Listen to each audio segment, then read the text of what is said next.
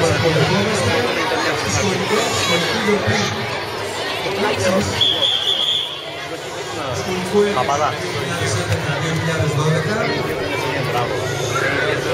Δύο σχολεία, στο 15ου και το 10ου. Φέτος η γιορτή είναι τιμή.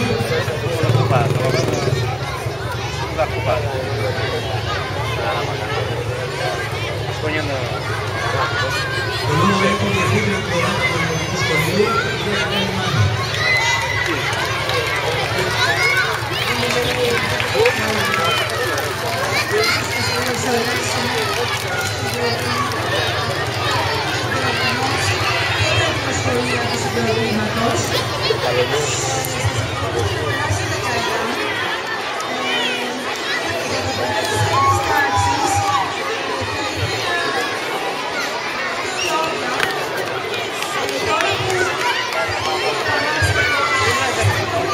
Εκπαίδευσης στο γυμνάσιο θέλουν να συνεχίσουν όπως ήταν εδώ πέρα και να μας βάλουν ασπροπρόσωπους στο γυμνάσιο και για τις τρεις τάξεις και των δύο σχολείων. Σε εσάς όλους εύχομαι καλές διακοπές, καλή πρόοδο στα παιδιά σας και με υγεία.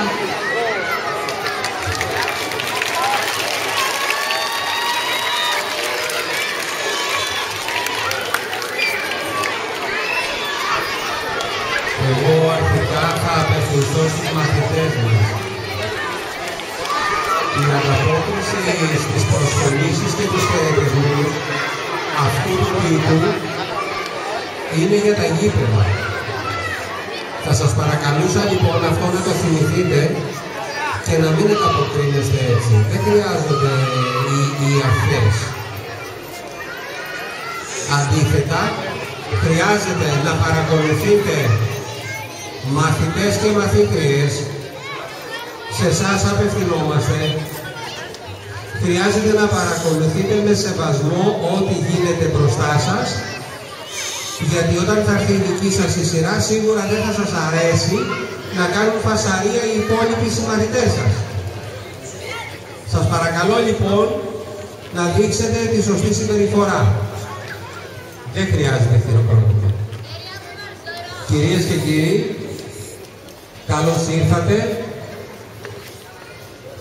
Σας καλωσόρισε προηγουμένως η Διευθύντρια του 12ου Δημοτικού Σχολείου. Είναι και σειρά μου να σας πω δύο λόγια.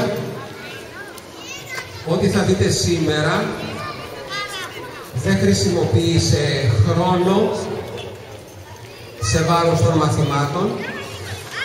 Είναι προφανώς αποτέλεσμα μιας δουλειάς που βγαίνει ύστερα από ένα χρόνο μαθημάτων στο σχολείο μας, κάτω από, όπως όλοι ξέρετε, πολύ δύσκολες συνθήκες, για πολλούς λόγους.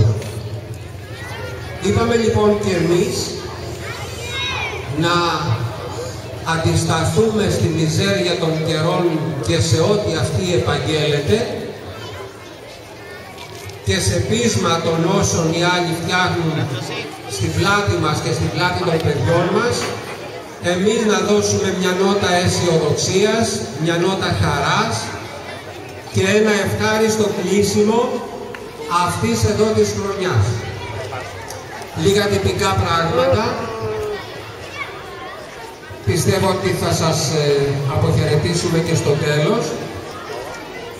Ένα πράγμα που θα ήθελα να παρακαλέσω εκ μέρους του σχολείου, των σχολείων μας, είναι ότι